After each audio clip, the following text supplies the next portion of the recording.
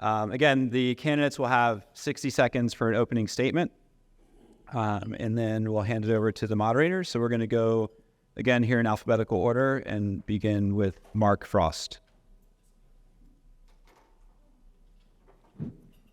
Okay, that works. My name is Mark Frost, as he just told you. It's great to be here.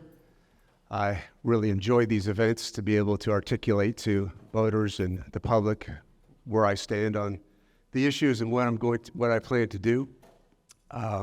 My journey to this event started a while back where there was just a chorus of people saying someone needs to do something.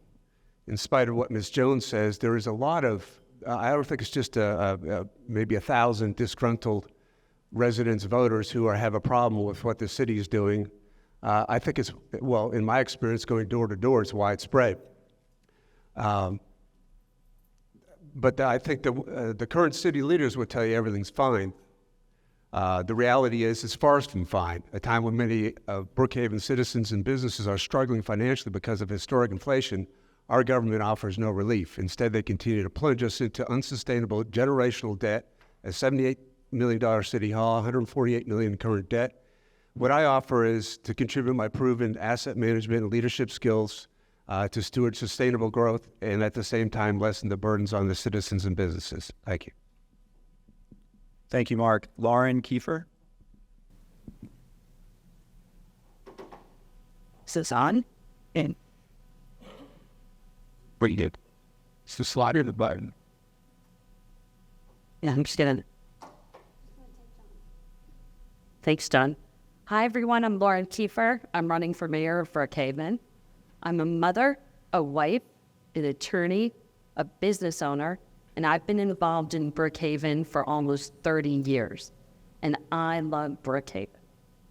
My team and I have been out over the last few weeks. We've knocked on over 2,000 doors, and we are hearing the same things over and over. First, Brookhaven loves our police department. It's almost gross. Can keep up the good work, Chief Gurley. We love you, and your team. Next, people are concerned about the amount of spending that's happening and about the spending at City Hall. Third, people want to have better communication from City Hall and with City Hall. They feel ignored and dismissed. We are on a fabulous trajectory in Brookhaven, but with 10 years of we need a change in leadership. Thank you. Hello, thank you. Thank you for having us. In 2014, I ran for city council.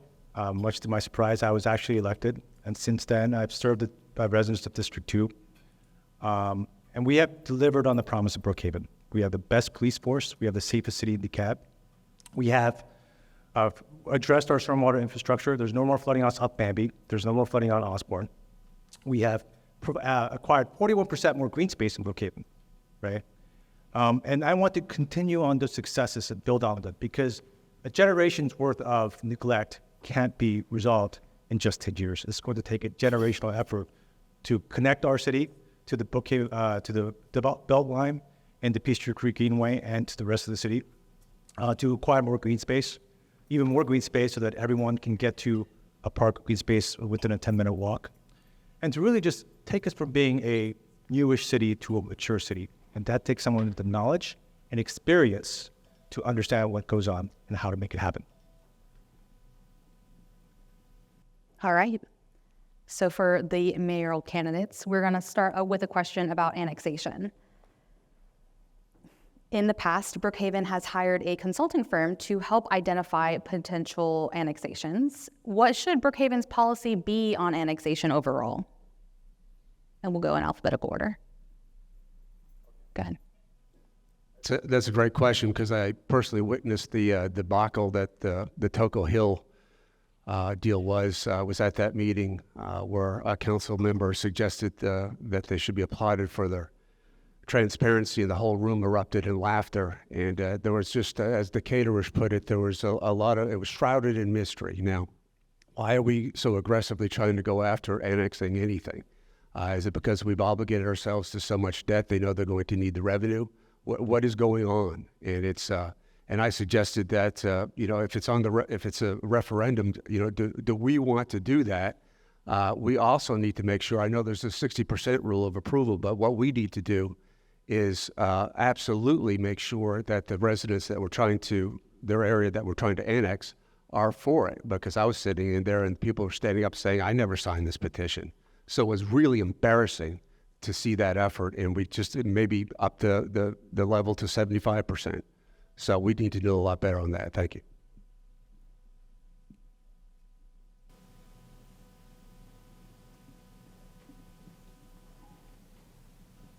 What happened with the Toco Hills annexation was embarrassing.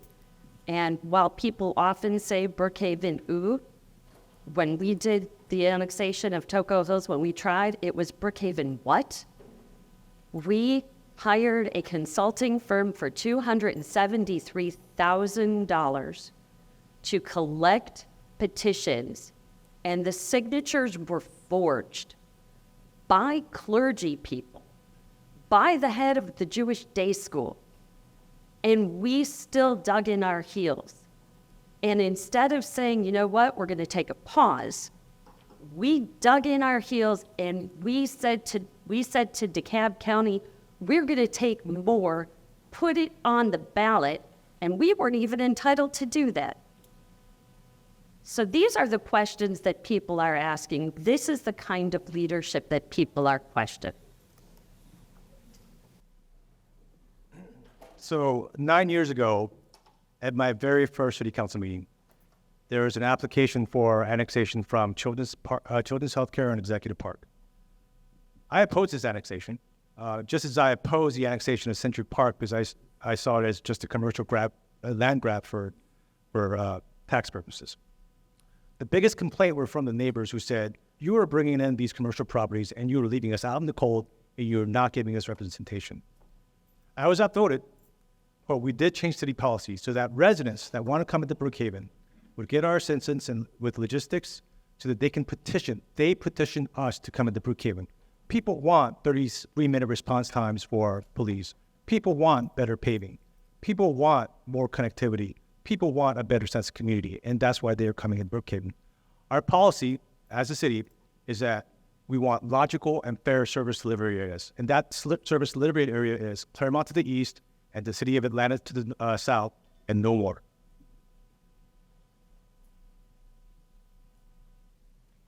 Thank you. Our next question is about taxes.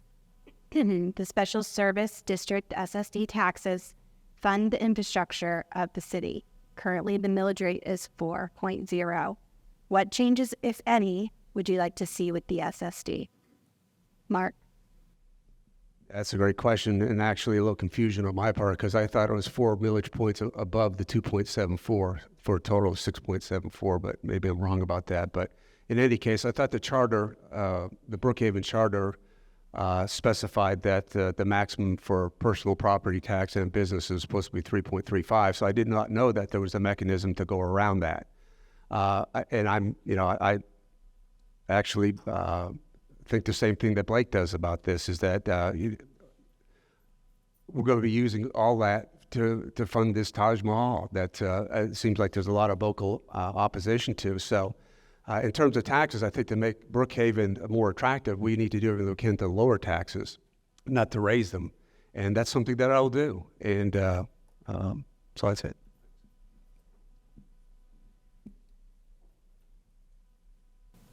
So a couple things. I think that we do need a city center, and I think having a city hall is a great foundation for that city center. My problem with the city hall, and is voiced to me by others, is that it costs so much and it's not housing all of the people that need to work in City Hall. Having said that, our SSD is not like a CID. CID in Buckhead, Community Improvement District, is one where the business owners opt in. They want to be in it. For us, we have imposed a special services tax district, and the business owners did not join that voluntarily. So that it does or does not inure to their benefit is beside the point. They had no choice.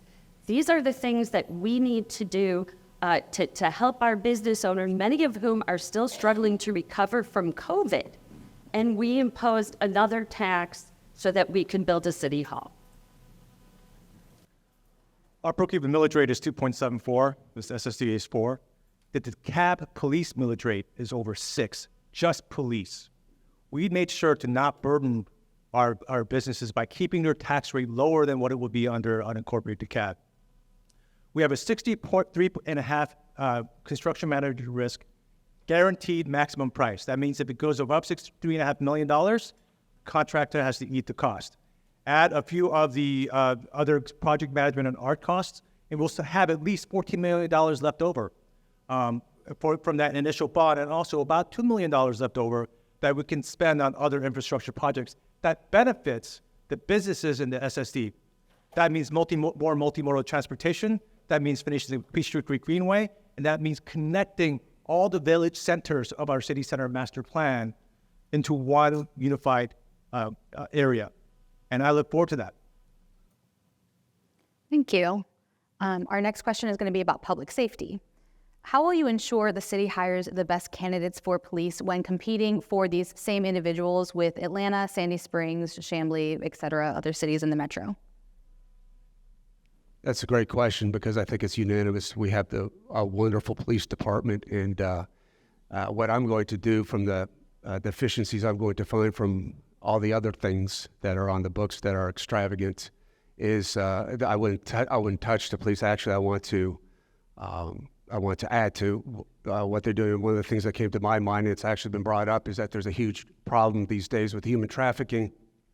And we as a town, even though it's not our purvey, that's something that I would love to add to the police agenda. One of the things I did hear about the police, though, and maybe Chief Gurley can tell us, but it's I heard that we're full up on officers, but that we have a problem keeping them. The turnover is really high. So I don't know if that's true or not, but that's definitely something that we need to look at. If we are turning people over, why? So again, I was told that Brookhaven was started on the basis of parks, police, and pavement, and we're doing a great job on the police, but we can do better.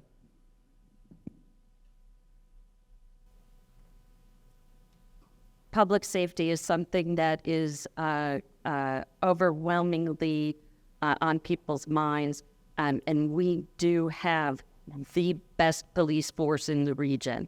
I am proud to say that not only did I participate in Citizens Police Academy, but I've also been at a roll call and gone on a ride along with our officers, and they are great.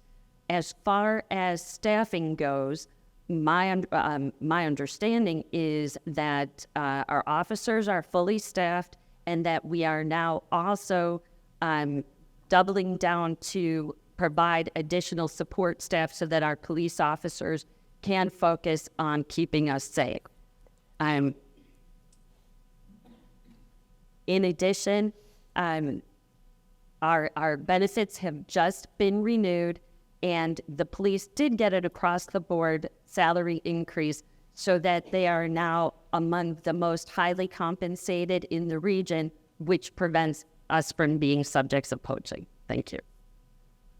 So I actually do have to give credit to credit is due. The previous mayor, two mayors before this current mayor, and that council got the police started off right. And the most important thing is that the police know that we have their back.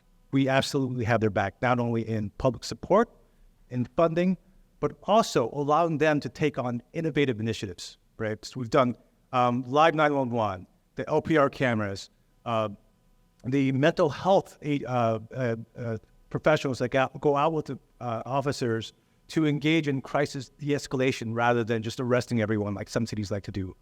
We back our police, we fund our police, we try to bribe them to live in the city. We give them the extra money to live in the city. And you know what? That's paid dividends. We feel safer with the officers around in our neighborhood. And I've heard many reports of during Christmas time, officers going out and catching porch pirates on their way home. So I applaud the police, and they have my full support. Okay, thank you so much. Our next question is regarding staff at City Hall. The mayor of Brookhaven, according to the city charter, has the authority to hire and fire the city manager, the city clerk, and the city attorney. Do you plan to make any staff changes if you're elected mayor? Great question. It's surprising how many people have different opinions about the people that are currently in office. And in business, I've hired hundreds, if not thousands of people over the last 30 years. And the first thing I do is I sit down and see what do we have? What contribution are they making? Is it something we can afford? Is it something we can need? Is it something that we're going to move forward with? So, but one of the things I am known for is if there's any efficiencies to be made, I will do that because it's this is taxpayer money, and I don't take that lightly. So I don't know until I sit down and meet with everybody in office. And I've heard things about different people that people want to have gone. I'm going to sit down and talk to them first. So that's the right thing to do. Thank you. I echo that sentiment. I don't think that it's for me to get up and say at this moment that there's going to be any staffing change. What I will say is that as the person where the decision gets to be made, that I will definitely be sitting down with the mayor, the city attorney, and the city clerk very soon after taking office to ensure that we are all in agreement about priorities and methods. In terms of other staffing, I think we need to maybe look at what our hiring and firing practices are. The recent hiring of the Parks and Rec director, who turned out to be a sexual predator, was not a good thing. My phone was blowing up. I'm not even elected yet. I know other people were very upset by that should not have happened. And under my administration, it will not happen. So thank you. The first thing I did when I was elected, I reread the charter. And the charter actually says that the city manager can only be fired by 3 members, 3 votes of the council, and is hired by the council. The mayor appoints and the council approves. As far as the city attorney, we already removed our previous city attorney. We have a new city attorney. I think he's doing fine so far. And as far as the city manager, we hired him 8 years ago when Mayor Ernst took office.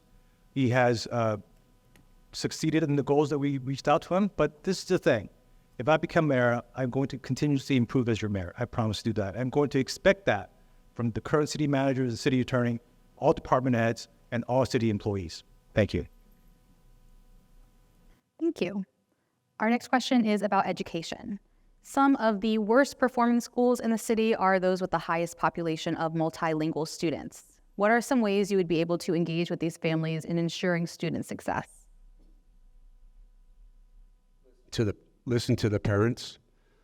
Taking the goal of education away and from the parents has been a big mistake. And I think that we just need to do what other successful or more successful educational systems have done, engaging the parents. And then I've heard, and this is something that I've heard on the campaign trail in terms of what needs to be done with the education system. I've heard things like we need to form a district with Sandy Springs.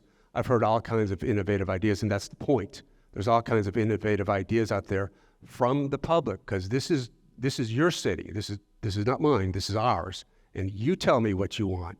And if it's feasible, then we're going to do it. And that especially goes for education. And it needs a lot of help, and it's a big complaint. So I would ask you, and then we'll get the best ideas, best practices, and we'll make the education system better. Our public schools in Brookhaven are DeKalb County public schools, so it's incumbent upon us to work with our partners at DeKalb County, both at the county level and at the school level. But I agree, we need help in our public schools, and I have already begun having conversations with local nonprofits to work on figuring out ways to do mentorships, as well as helping to provide food assistance to the schools that have the populations of children in need. What we do know is that a hungry child is not a child that's going to be educated, so it is important for us to provide that assistance. I'm happy to say that I volunteered with the Toco Hill Community Alliance. I've also volunteered with the Atlanta Community Food Bank and also with We Love Buford Highway on providing food assistance. Thank you. And I was talking to Ken Gercha, a advocate for the Cross Keys cluster of schools, and he said that, John, there's no secret. The secret sauce to to good education is class sizes. One of my proudest accomplishments as a council member, working with our fellow council members and the mayor, is the deal we brokered with the school board to swap land to build a brand new John Lewis Elementary School, which alleviated the horrible overcrowding in all the schools in that area that had 1,200 students in a 600-seat school where kids were getting bladder infections because they couldn't go to the restroom enough. It was one of my proudest accomplishments to do that, and we will partner with the CAB, the school board, to do anything we can to provide smaller class sizes and the best education possible for every student, including the immigrant children. I myself came to the States when I was 6 years old. I remember what it was like not being able to speak English and not being able to even communicate and not feeling welcome. And I want to change that. Okay, this is our last question as moderators, and it's around the topic of business. What would you do in your role to help revitalize businesses in Brookhaven that were lost from COVID shutdowns? That's a good question. Of course, my business background spans 30 years, and I've been very successful in building and growing businesses, taking some businesses that were pretty much, well, a couple of them were going to be sold, and I ended up turning them into some of the top concerns or the top businesses in the country. And so that's the lens that I'll be looking through, and my experience that I bring to the city in terms of attracting good businesses, because I'm a salesman, and if we've got a great package to sell, and we need to sell that for the kinds of businesses that Brookhaven want. But in terms of specifically COVID, I don't know what we can do. We can. I don't recommend. I just make it easier to do business in the city by lowering taxes. Maybe that'd be one good thing to get them back. But I'm out of time. That's what I got to say about that. Okay. Before we move to, did we finish? I was just making sure you're paying attention. Thanks, Keith. So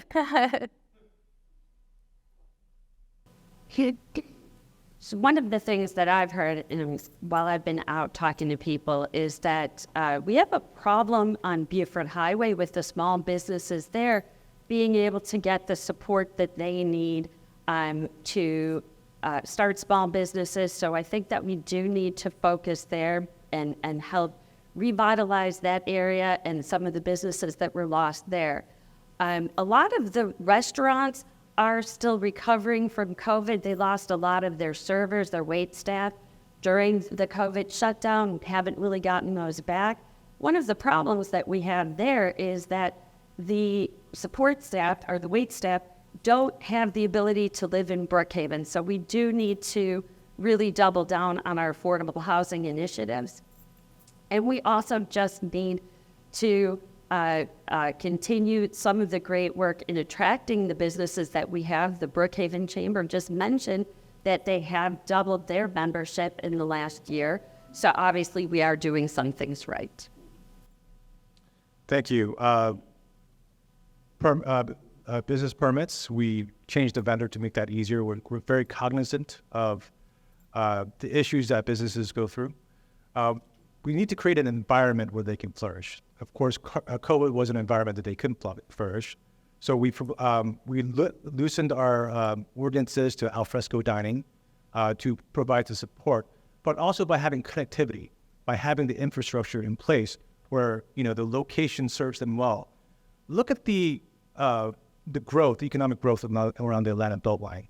We can continue that with our city center that will be connected to the Peachtree Creek Greenway, and really just connect people so that people are out and about And rather than just staying home, they engage with the businesses.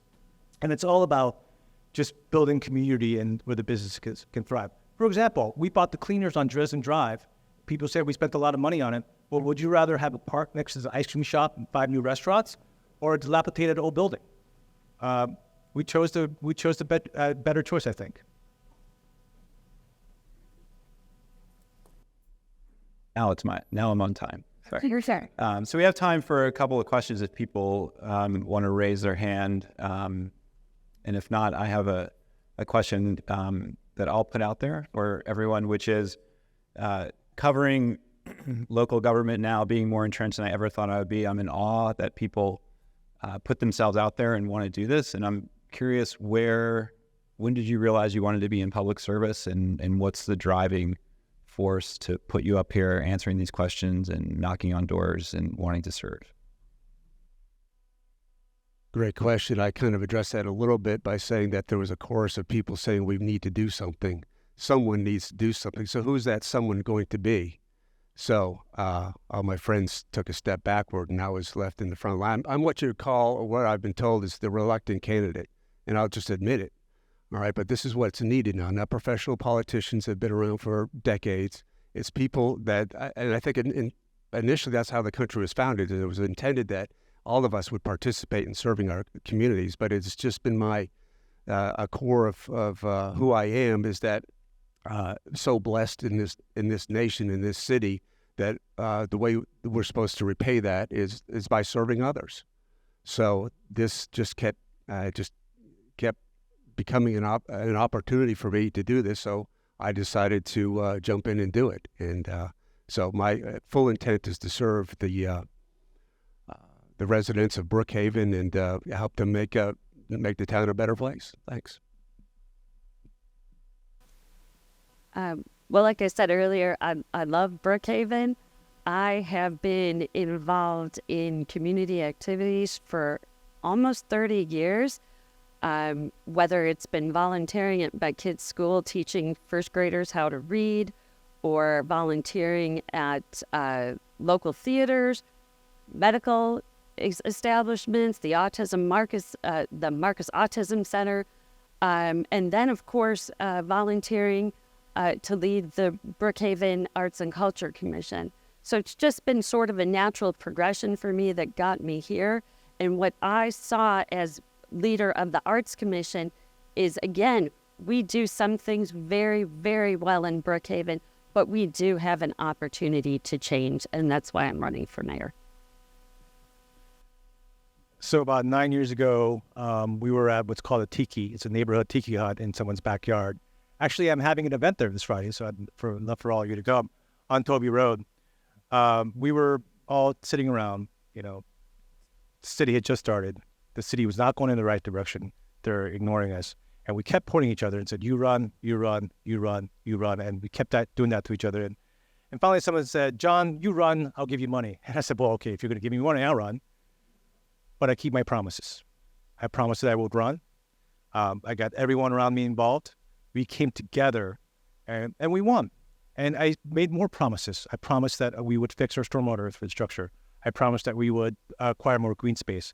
And we continue to deliver on those promises. I made a promise to the citizens of Brookhaven, and we would have a livable community. And I intend on delivering on that promise.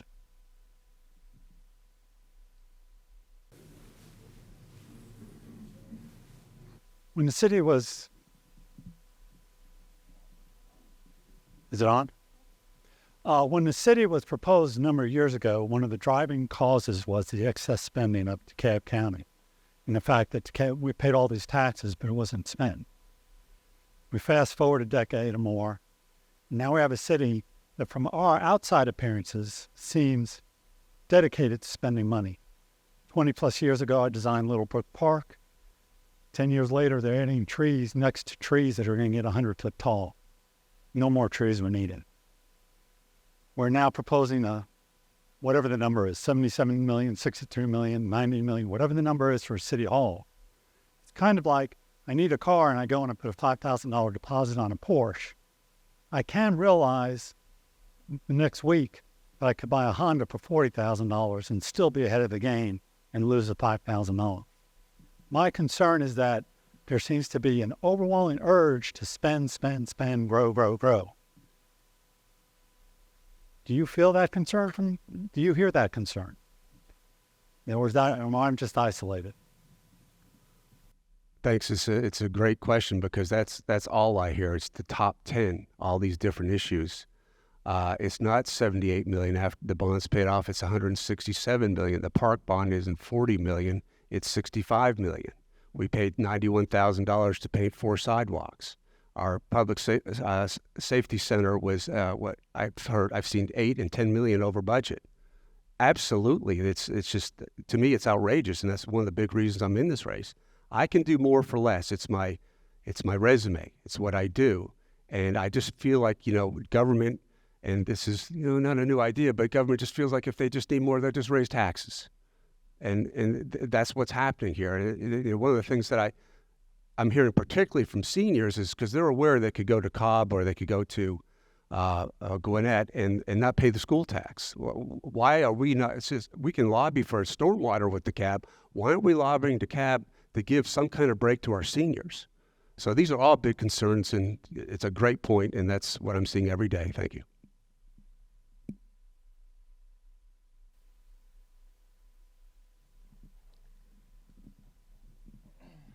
So every city does incur some startup costs. That is not a big shock.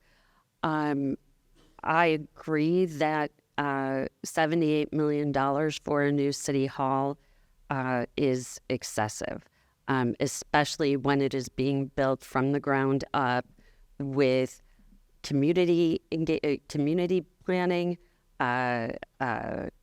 community development, economic development, planning and zoning, and permitting, among others, are going to be in an annex building on Buford Highway, which costs another $6 million. It's sort of like building a house and putting the kitchen and bedroom somewhere else. Doesn't make a whole lot of sense. So we do need to be cognizant of our spending, especially when we're looking to remove the tax cap on the homestead for the original owners who were in Brookhaven when the city was formed. Personally, not my staff or canvassers, I've personally knocked on over 2,300 doors. I've had 900 plus conversations at the door. And yes, people do bring up City Hall and they have questions. And I answer them. The fact of the matter is, we have the City Center Master Plan that we as a community passed 2 years ago. So we didn't just arbitrarily wake up one day and say, hey, we're going to spend a bunch of money on City Hall. I think 6 or 7 years ago, we started doing these. We hired consultants to do the City Hall capacity planning. We looked at locations. We had public input sessions to say, where do you want City Hall? People in Brookhaven want the city center. People in Brookhaven want government services. Our tax rate of 2.74 and this SSD is still lower than what it is in unincorporated cab. We have a AAA bond rating with both rating agencies that only 6 or 7 cities, 6 cities in Georgia have. The ratings agencies think so that we're doing great with our finances. And we have the lowest taxes in the cab, and we're getting things done. Let's move to closing statements. So let's go in reverse. I don't think we have one more question. Sure. Ask the other candidates a little bit about engagement at city council. My question is, why is it so confusing what the city is doing? People rarely show up to city council unless it's a very hot topic.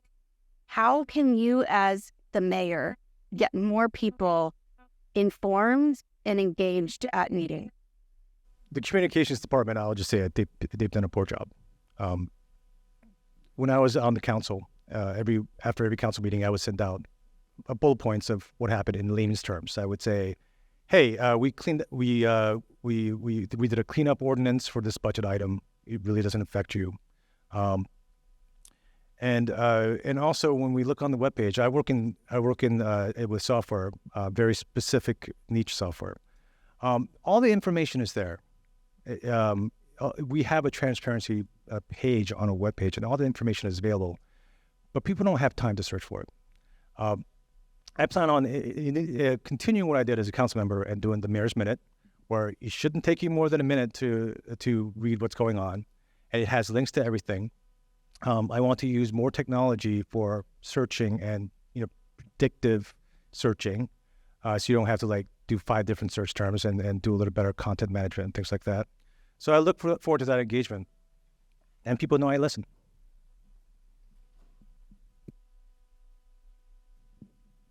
There, Begin. so there have been complaints about our communications department. I submit to you that the people in our communications department are overworked. They are stretched too thin. And I think that that's a big problem when we need to look at our staffing of that department. Having said that, the city is very happy to point out that we are transparent and that we have a wonderful website where everything can be found. And yet, when it came time to let us know about a new code enforcement person in our neighborhood, that we got a postcard for. The first postcard I've ever received living in Brookhaven was about a new code enforcement person. And then, by the way, when you flipped it over, it was about somebody who was just appointed to city council. So I think that that's one example of where the city council and the mayor can do better, not just to say that there's community engagement, but they know how to do it and they should be doing it better. I really like this question. My professional career was, it's called managing by wandering. I had a very capable, competent staff taking care of a lot of the, well, frankly, stuff that I prefer not to do. And what I did as mayor of the business is I'd walk around and ask them, how's it going?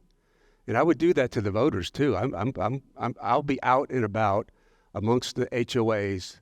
I was invited to a bridge club lately, and that's what I'm going to do, because only way, it's my job to make sure that we're communicating to you what it is that we're going to do. But again, what I'm trying to do, and what the whole thrust of my campaign is that this is supposed to be, government is supposed to be the voice of the people. And I'm going to go out and I'm going to get that. I'm not going to, okay, so we have, they can email, they can text, we can Facebook, we can do all that stuff, but I'm going to go talk to them like I'm doing now. And just as one quick point, I have to hand it to John. I bought a motorcycle, and there's no way I'm going to catch up with him knocking on doors. I mean, I've seen him pedal around, and he's quick, he's efficient, and the motorcycle thing is just not going to get me to it. So, thanks. My question.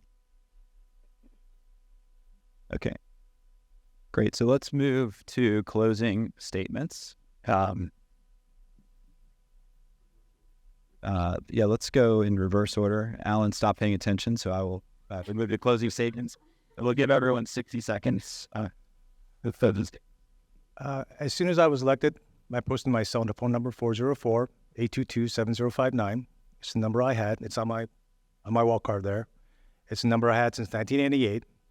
It's a number I will have if I'm elected mayor, still have, even if I'm elected or not, of Brookhaven. My very first speech, I was a nervous wreck, but I ended it with, we're going to do things, we're going to do great things together. And we have done great things together. And we're going to continue to do great things together, right, with all of us in the community. We're going to fix our stormwater infrastructure. We've already fixed most of it, but we're going to shore it up for the next generation. We're going to acquire green space so that everyone in Brookhaven can be within a 10-minute walk of a park or green space. And we're going to finish the Peachtree Greenway, connected to the Beltline, connected to all the neighbors in Brookhaven. Those are my promises, and I keep my promises. Thank you. And we're going to do great things together.